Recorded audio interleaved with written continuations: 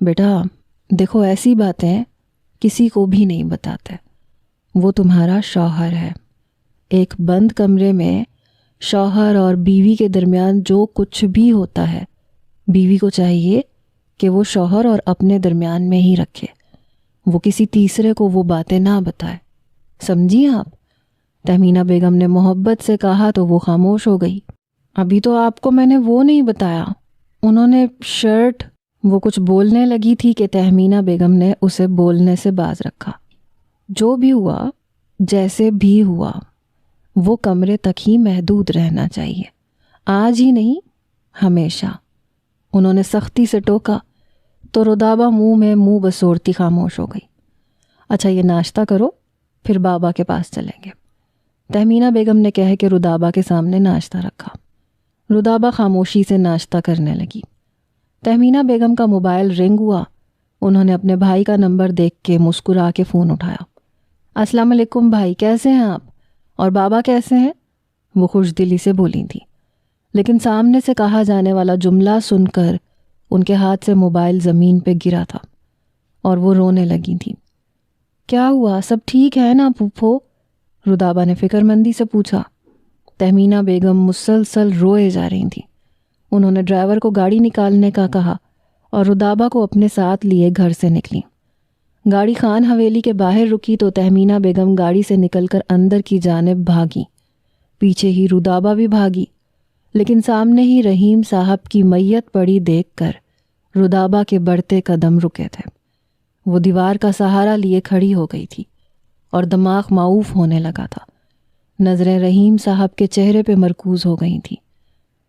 دادا مجھے بابا اتنی جلدی چھوڑ کر کیوں چلے گئے؟ مجھے ان کی بہت یاد آتی ہے، میں نے تو ان کو کبھی دیکھا بھی نہیں۔ وہ کتنے پیارے لگتے ہیں تصویروں میں اور ویڈیو میں، جب انہیں دیکھتی ہوں تو ایسے لگتا ہے وہ مجھے ہی دیکھ رہے ہیں۔ وہ اپنے دادا کے ساتھ لگ کے بیٹھی بول رہی تھی۔ وہ تمہیں اتنی جلدی چھوڑ کے اس لیے چلے گئے تاکہ تم میرے ساتھ رہو، میں تمہیں کسی اور کے ساتھ شیئر نہیں کر سکتا تھا۔ اگر تمہارے بابا آج یہاں تمہارے پاس ہوتے تو یقیناً تم ان کے ساتھ ہوتی، میرے ساتھ نہیں۔ یہ سوچ کے ہی مجھے جلن ہو رہی ہے۔ رحیم صاحب نے اس کی بات کو گھمایا تھا۔ سینے میں اٹھتے درد اور آنکھوں میں موجود آنسوؤں کو وہ پیچھے دھکیل چکی تھی۔ وہ جواباً مسکرائی۔ آپ تو پھر میرے لیے سب سے زیادہ اہم ہیں، وعدہ کریں آپ مجھے کبھی چھوڑ کے نہیں جائیں گے۔ اس نے اپنا ہاتھ آگے پھیلایا۔ میں وعدہ کرتا ہوں، میں جب تک زندہ ہوں میں اپنی بیٹی کو چھوڑ کے کہیں نہیں جاؤں گا۔ انہوں نے محبت سے رودابہ کا ہاتھ تھام لیا تھا اور اس کی پیشانی پہ بوسہ دیا تھا۔ اس سے پہلے کہ رودابہ زمین بوس ہوتی، باہر سے آتے سالار نے رودابہ کو تھاما تھا۔ رودابہ کی آنکھ سے ایک آنسو نہیں نکلا تھا، وہ بالکل خاموش سی ایک جگہ پہ بیٹھی تھی۔ سب لوگ تدفین کی تیاری کر رہے تھے جب سالار کی نظریں رودابہ پہ ہی تھیں۔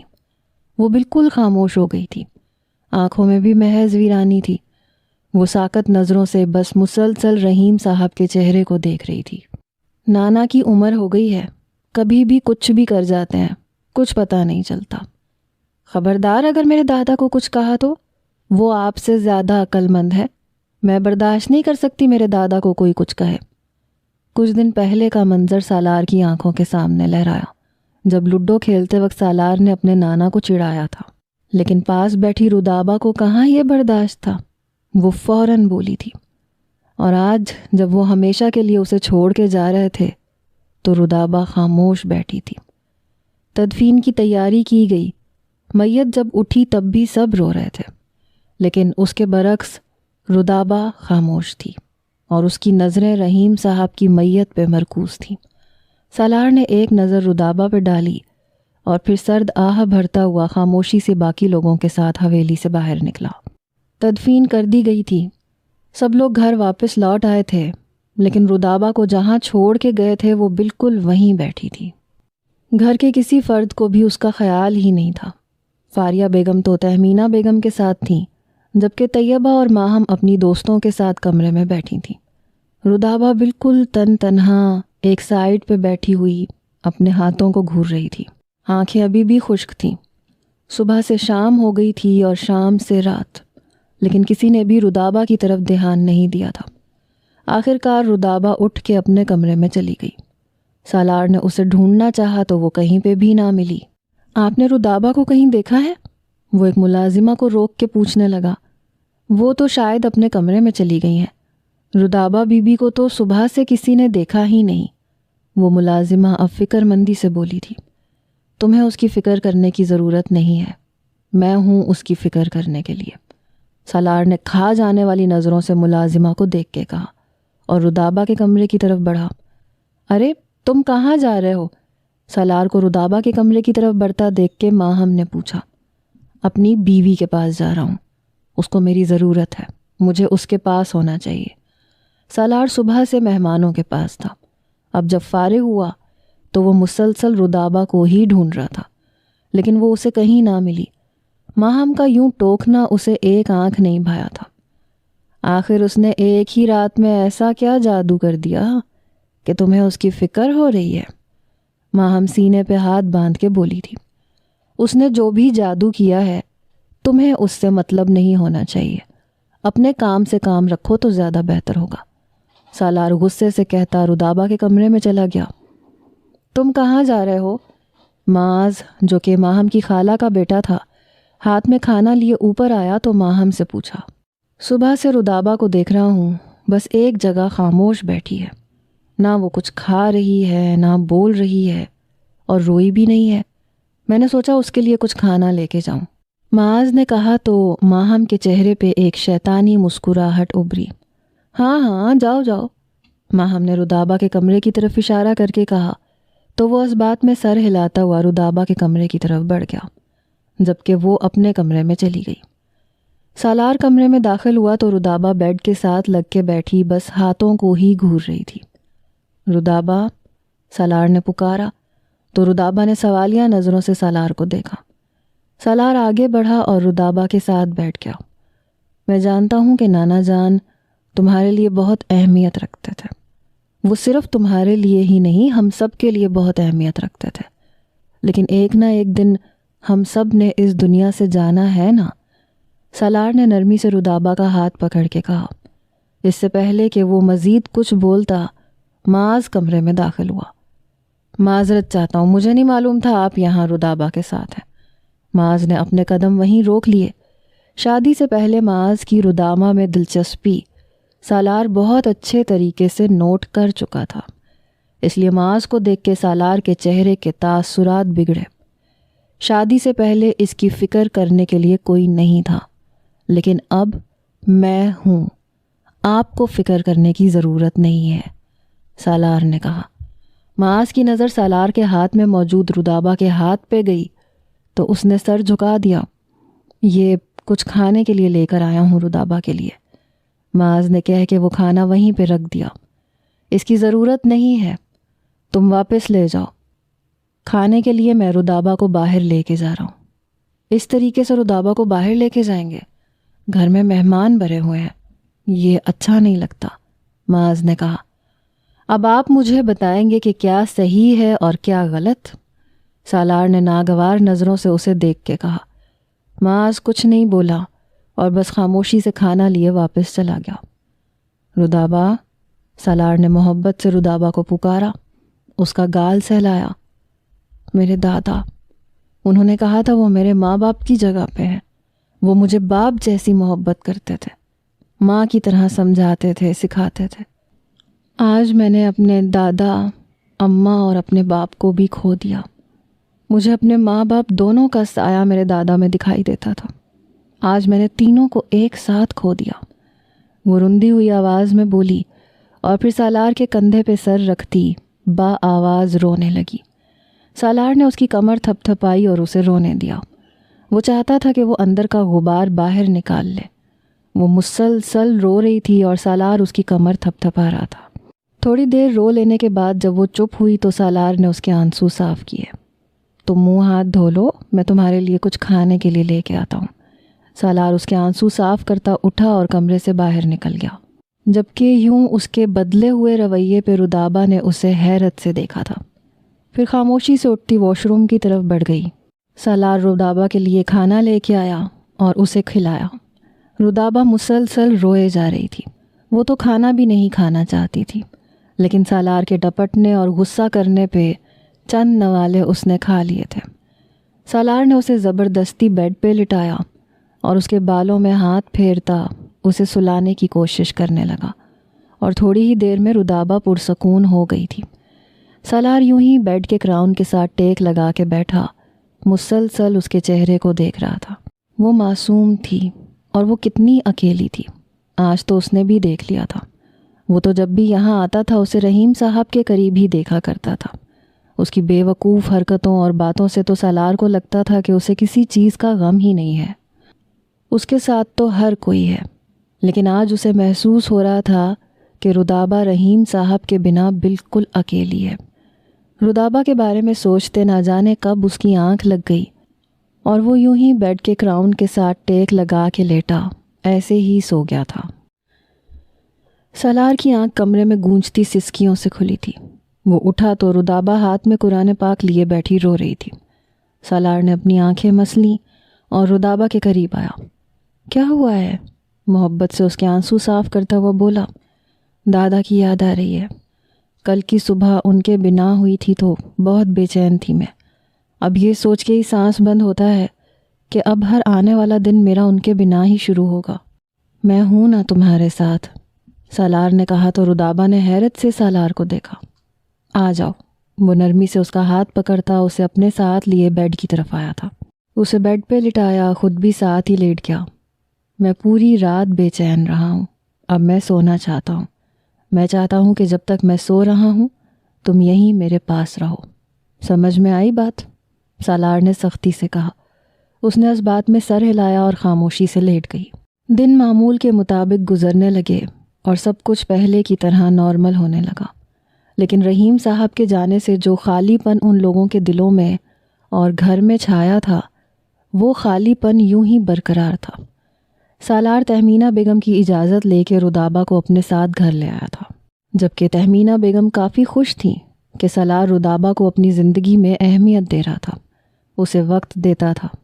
ان چند دنوں میں سالار تو رودابہ کے بے حد قریب آ گیا تھا۔ وہ ہمیشہ رودابہ کے قریب رہتا، اسے رونے نہ دیتا، اس کی ہر چھوٹی بڑی ضرورت کا خیال رکھتا، کھانا وقت پہ کھلاتا۔ ابھی بھی سالار کی ذمہ داری ہی تھا سب کچھ۔ میں کام سے جا رہا ہوں، تم فی الحال یہاں نیچے کمرے میں رہنا، اور یہ لو، جب کال کروں تو تیار ہو جانا۔ سالار نے ایک بیگ اس کی طرف بڑھا کے کہا۔ لیکن اس میں ہے کیا؟ اور مجھے تو تیار ہونا بھی نہیں آتا، رودابہ نے کہا تو سالار نے اپنا سر پیٹ لیا۔ اچھا ٹھیک ہے، میں شام تک کسی بیوٹیشن کو بھیج دوں گا، وہ تمہیں تیار کر دے گی، سالار نے کہہ کے گھر کے خارجی دروازے کی طرف قدم بڑھائے۔ کیا ہم آج کہیں جا رہے ہیں؟ کسی شادی میں؟ رودابہ نے کہا تو سالار کے چہرے پہ ایک مسکراہٹ آئی۔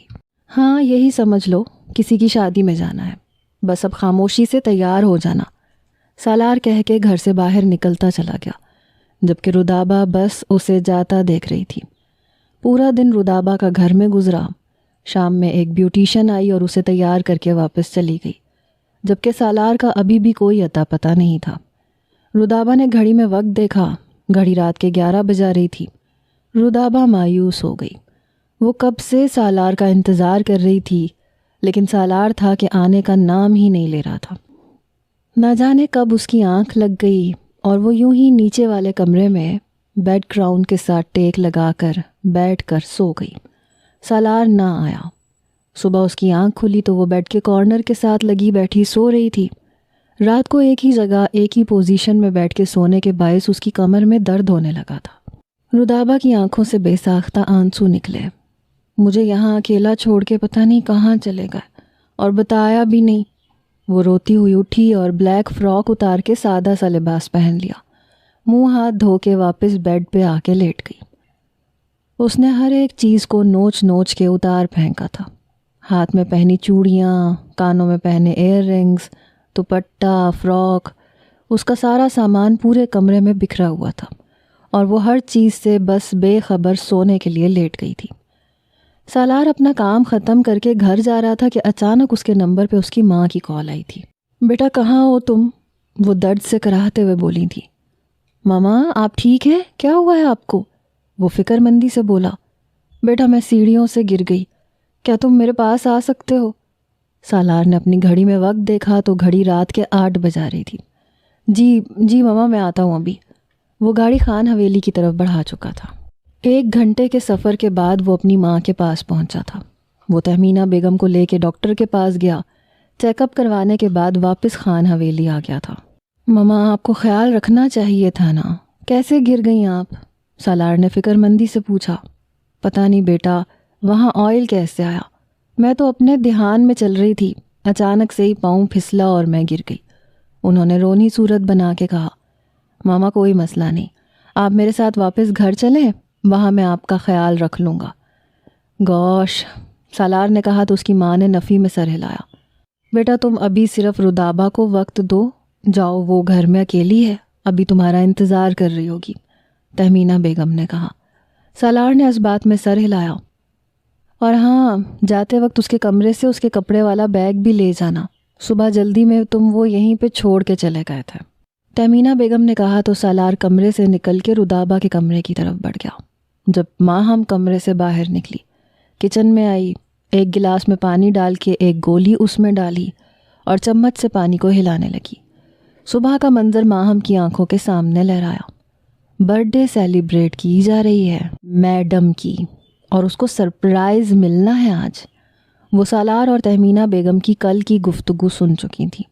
سالار تہمینہ بیگم کو بتا رہا تھا کہ وہ رودابہ کی برتھ ڈے سیلیبریٹ کرنے کے لیے گھر پہ کچھ خاص اہتمام کرنے والا ہے۔ وہ رودابہ کو اپنے ساتھ لے کے جانا چاہتا ہے۔ اس پہ تہمینہ بیگم تو بہت خوش ہوئی تھیں، لیکن ماہم نے رودابہ کی برتھ ڈے خراب کرنے کا سوچ لیا تھا۔ ماہم نے اپنے سامنے رکھے پانی کے گلاس کو دیکھا جس میں وہ نیند کی گولی ملا چکی تھی۔ وہ پانی کا گلاس لیتی رودابہ کے کمرے کی طرف بڑھی۔ سالار کمرے میں داخل ہوا تو بیگ کھلا ہوا تھا اور اس میں سے چند سوٹ بیڈ پہ پھیلے ہوئے تھے۔ وہ نفی میں سر ہلاتا ہوا سوٹ سمیٹتا واپس بیگ میں رکھنے لگا۔ بیگ کو بند کر کے وہ باہر کی طرف بڑھا ہی تھا کہ ماہم کمرے میں داخل ہوئی۔ یہ لو پانی۔ اس نے سالار کی طرف پانی بڑھایا تو سالار نے حیرت سے ماہم کو دیکھا۔ تم میرے لیے پانی لائی ہو؟ سالار نے حیرت سے پوچھا۔ ہاں بالکل، پھپھو نے کہا تھا تمہیں پانی دے دوں، کیونکہ تم ہسپتال لے کے گئے تھے انہیں اور پھر واپس یہاں کام پہ آئے تھے تو تھک گئے ہوگے۔ پانی پی لو پھر چلے جانا، ویسے بھی مہمان کو کچھ کھائے پیے بنا گھر سے جانے نہیں دیتے۔ اچھا، تو تم میری خدمت کے لیے پانی لے کے آئی ہو؟ سالار نے داد دیتی نظروں سے ماہم کو دیکھا اور پھر پانی کا گلاس اس سے لے کے پی لیا۔ رودابہ گھر پہ اکیلی ہے؟ سالار کمرے سے باہر نکلنے کے لیے آگے بڑھا ہی تھا کہ ماہم نے اس کا راستہ روکا اور پوچھا۔ ہاں، بلکہ اب میں اس کے پاس ہی جا رہا ہوں، تو پھر وہ اکیلی نہیں ہوگی۔ سالار نے یہ کہہ کے چند قدم آگے بڑھائے تھے کہ اس کا سر چکرانے لگا۔ سالار پلٹا، لیکن اس سے پہلے کہ وہ کچھ بولتا وہ زمین بوس ہو گیا۔ اپس، سوری رودابہ، تمہارا شوہر تو کمزور حواس کا مالک نکلا، ایک ہی گولی دینے سے نیند کی وادیوں میں اتر گیا۔ ماہم کہہ کے سالار کو کھینچتے ہوئے صوفے تک لائی۔ بمشکل اس نے سالار کو صوفے پہ گرایا اور پھر کمرے سے نکل گئی۔ سالار کی صبح آنکھ کھلی تو سالار نے اپنا سر پیٹا تھا۔ گھڑی میں وقت دیکھا، گھڑی صبح کے 11 بجا رہی تھی۔ وہ کمرے سے باہر نکلا اور حویلی میں موجود ہر فرد کو نظر انداز کرتا حویلی سے نکلتا چلا گیا، جبکہ حویلی والوں نے حیرت سے ایک دوسرے کو دیکھا تھا۔ انہیں تو لگا تھا کہ سالار جا چکا ہے۔ سالار ریش ڈرائیونگ کرتا ہوا گھر پہ پہنچا، سیدھا اس کمرے میں گیا جہاں رودابہ کو رہنے کی تاکید کر کے گیا تھا۔ رودابہ بیڈ پہ آڑی ترچھی لیٹی ہوئی تھی، جبکہ کمرے کا حلیہ بگڑا ہوا تھا۔ سالار نے نفی میں سر ہلایا اور صوفے پہ بیٹھ گیا۔ بنا شور کیے سالار نے پورا کمرہ صاف کیا اور پھر کچھ سامان لینے کے لیے وہ گھر سے باہر نکلا۔ آج کی وہ چھٹی لے چکا تھا۔ کچھ ضروری سامان لے کر آنے کے بعد وہ رودابہ کے پاس آیا اور اس کے اٹھنے کا انتظار کرنے لگا۔ رودابہ کی آنکھ کھلی تو نظر سامنے بیٹھے سالار پہ گئی۔ آ گئی یاد آپ کو؟ وہ غصے سے منہ پھلائے اٹھ کے بیٹھی۔ ہیپی برتھ ڈے میری جان، سالار نے مسکرا کے کہا تو رودابہ نے حیرت سے سالار کو دیکھا۔ اسے تو خود کی اپنی برتھ ڈے بھی یاد نہیں تھی۔ تھینک یو، مجھے تو یاد ہی نہیں تھا کہ آج میری برتھ ڈے ہے، اور آپ کہاں رہ گئے تھے؟ وہ غصہ بھلائے اب شکوہ کر رہی تھی۔ میں تمہیں بتانا بھول گیا، کل رات ماما کی طبیعت خراب ہو گئی تھی، جس کی وجہ سے مجھے اچانک وہاں جانا پڑا۔ اور پھر وہ بولتے بولتے خاموش ہوا۔ اسے کل رات ماہم کی گئی حرکت یاد آئی۔ اس کے دماغ کی رگیں تن گئیں، لیکن اس وقت وہ غصہ کر کے موڈ نہیں خراب کرنا چاہتا تھا، اس لیے واپس رودابہ کی طرف متوجہ ہوا۔ پھر ماما کی طبیعت زیادہ خراب تھی تو مجھے ان کے پاس رکنا پڑا۔ پھپھو کی طبیعت زیادہ خراب ہے، ہمیں ان کے پاس جانا چاہیے، وہ کمبل سے باہر نکلتے ہوئے بولی۔ نہیں نہیں، اب وہ بالکل ٹھیک ہیں، تم فریش ہو جاؤ، پھر ہم ساتھ میں کھانا کھائیں گے۔ ناشتہ، رودابہ نے حیرت سے کہا۔ گھڑی میں وقت دیکھیں، 2 بج رہے ہیں۔ سالار کہہ کے کمرے سے نکلا تو رودابہ نے اپنا سر پیٹا۔ پھر وہ فریش ہو کے کمرے سے نکلی، دونوں نے ساتھ میں کھانا کھایا۔ سالار نے آج کا پورا دن رودابہ کے ساتھ ہی گزارا۔ کیا تمہیں ساڑی پہننی آتی ہے؟ سالار نے پوچھا تو رودابہ نے حیرت سے سالار کو دیکھا۔ جی ہاں، لیکن کیوں؟ سالار مسکرایا۔ روم میں ایک ریڈ کلر کی ساڑی پریس کر کے رکھی ہوئی ہے، جاؤ پہن کے آؤ، زیادہ وقت نہیں لگے گا، سالار نے کہہ کے رودابہ کو صوفے سے کھڑا کیا۔ لیکن کیوں؟ زیادہ سوال نہیں کرو۔ وہ رودابہ کو کمرے کی طرف دھکیلتا خود اپنے کمرے کی طرف بڑھ گیا تھا۔ کمرے میں آ جانا، سالار نے اونچی آواز میں کہا اور کمرے میں بند ہو گیا۔ وہ کندھے اچکا کے واپس کمرے میں گئی اور ساڑی پہن کے خود کا معائنہ کرنے لگی۔ ڈھیروں شرم نے اسے آن گھیرا تھا۔ یہ ساڑی سلیو لیس اور بیک لیس تھی، پلو تو اس کا نہایت ہی باریک تھا، جس سے اس کا جسم صاف نمایاں ہو رہا تھا۔ رودابہ نے کمرے کے دروازے سے چہرہ نکال کے باہر دیکھا اور پھر سالار کے کمرے میں گئی۔ کمرے کے اندر قدم رکھا تو حیرت سے اس کی آنکھیں پھیلیں۔ پورا کمرہ گلاب کے پھولوں سے نہایا ہوا تھا۔ کمرے میں جلتی لال مدھم روشنی کمرے کو مزید خوبصورت بنا رہی تھی۔ وہ بھی حیرت سے کمرے کا معائنہ کر ہی رہی تھی کہ سالار نے اسے پیچھے سے اپنی باہوں میں بھرا۔ تمہاری برتھ ڈے سیلیبریٹ کر رہا ہوں، لیکن سیلیبریٹ کرنے کا انداز بالکل وہ ہوگا جو میں نے سوچا تھا، وہ کہتا ہوا بیڈ کی طرف بڑھا۔ کیک؟ رودابہ نے آنکھیں سکیڑ کے کہا۔ تم ہو نا، میں ہوں نا، کھا لینا، وہ ایک آنکھ ونک کر کے کہتا رودابہ کو بیڈ پہ لٹاتا اس پہ جھکا تھا۔ سالار نے ہاتھ بڑھا کے لائٹ آف کی اور رودابہ پہ جھکتا چلا گیا۔